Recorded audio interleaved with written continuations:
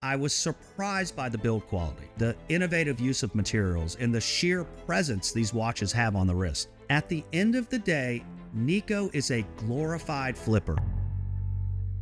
Hublot doesn't suck, Nico Leonard. Well, in the first video, we documented our trip and experience traveling to the Hublot AD, Exquisite Timepieces, to get hands-on with Hublot watches. Yes, I traveled further than Jacques Cousteau's deepest ocean dive to see if all the online negativity is justified or just a load of bullshit. Let me tell you, Exquisite Timepieces exceeded my expectations. The staff was friendlier than a Rolex AD who just met their sales quota. The store itself, absolutely stunning, showcasing multiple luxury watch brands. But I had one goal, Hublot, because apparently I enjoy torturing myself. Or do I? You'll have to stick around and find out. I realized I've been carrying this negative opinion about Hublot without ever actually handling their watches. It's like hating pineapple pizza without ever trying it. I know it sounds kind of gross, but it could be delicious. So before we dive into my own experience, let's talk about some of the gripes you may have heard. Many see Hublot as a marketing machine and not a true watchmaker. High price tag for rebranded ETA movements and subpar finish work. The watches don't hold their value well. Frequent limited editions, which some argue dilute the brand's exclusivity. Oh, and let's not forget, Nico Leonard shits all over them. To understand Hublot better, we need to look at its history, what they call the art of fusion. Hublot was founded in the mid-70s by Italian watchmaker Carlo Crocco. In 1980, they released their first model, the Classic, which was revolutionary for introducing a rubber strap on a gold luxury watch. The brand saw its ups and downs in the 80s and 90s, but things took a turn in 2004 when Jean-Claude Beaver stepped in. In 2005, they rolled out the Big Bang, which shook up the industry. This was followed by the Classic Fusion line in 2008. That same year, luxury giant LVMH, yes, for all you fashionitas out there, it's the same brand as LV. Well, they bought Hublot, giving the brand greater visibility and boosting its market position. With the infusion of capital, Hublot ramped up creativity. And in 2013, they began making their own in-house movements and pushing the boundaries with innovative materials, laying the foundation for what Hublot is today. With all this in mind, I walked into the store both excited and skeptical. So what were my first thoughts? Off the bat, these watches exceeded my expectation. Surprisingly, they look better in person than in photos and online. But I flew down there on my own dime to find the truth. Let me share my experience with you. This watch felt like wearing the future on my wrist. Sleek, modern, and absolutely eye-catching. If there's a Hublot out there for me, this is the one. It was incredibly light, but don't let that fool you. It has the presence that screams, I've arrived and I'm ready to party.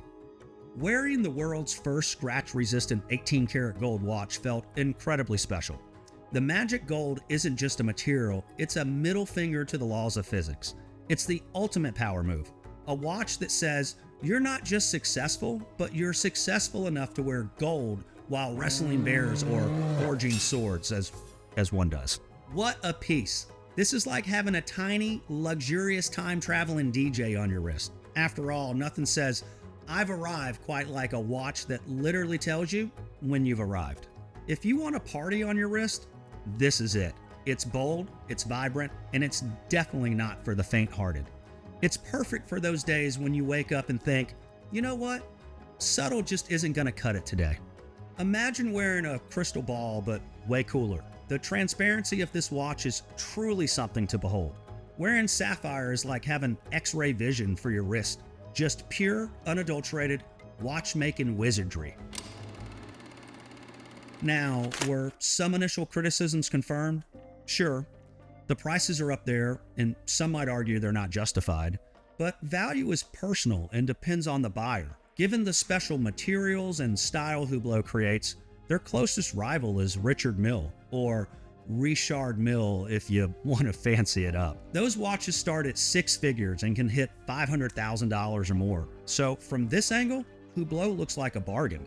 Here's what surprised me. Every single movement was either handmade in-house or by Zenith.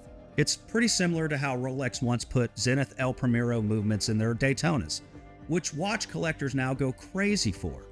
Breitling and Tudor do the same thing, sharing their movements with each other. You see, this isn't an uncommon practice in the watch world.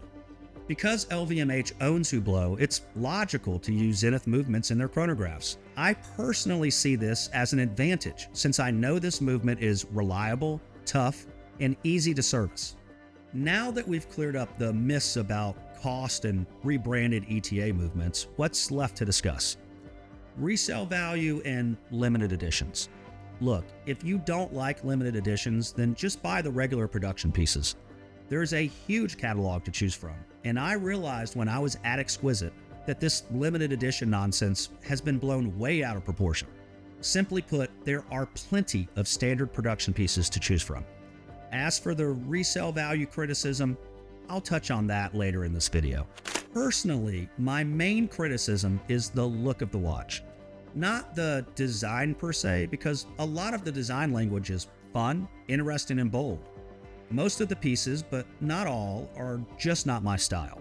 With that said, I was surprised by the build quality, the innovative use of materials, and the sheer presence these watches have on the wrist.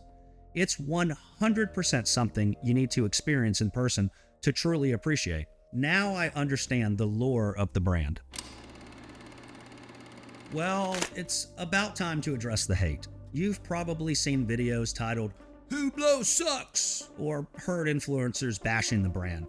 I'm here to tell you, Hublot doesn't suck, and some of these influencers might not be giving you the full picture. Let's address the mammoth-sized watch in the room, or should I say, the Big Bang. Nico Leonard. Your watch collection, unbelievable. Your Hublots, just burn your money next time. So, has Nico Leonard lied to us? Well, after handling these watches in person, I think the answer is a resounding yes. Nico, known for his YouTube channel and watch store Pride and Pinion, often voices his active dislike for Hublot. But here's the thing, his opinions are just that. Opinions, not facts. You guys consider Nico's background. While he's knowledgeable about watches, he's also a salesman and a content creator. His strong views are part of his brand, which creates video clicks. But that doesn't reflect the true value of the brand. The fact is, he's trying to sell watches.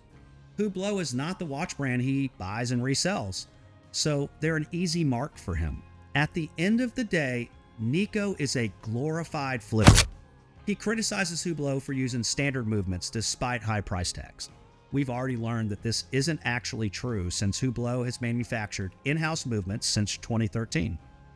And he purposely overlooks Hublot's innovation in other areas like materials and design. It's like complaining about the Apple CarPlay setup in a Lamborghini when you should be admiring its unique design, crazy street performance, and insane curves. It's just a stupid complaint. Nico also claims Hublot has poor resale value. While this may be true for some models, it's not universal across the brand. Moreover, resale value shouldn't be the only factor when choosing a watch you love. The truth is most brands drop in value once you buy them new from a store.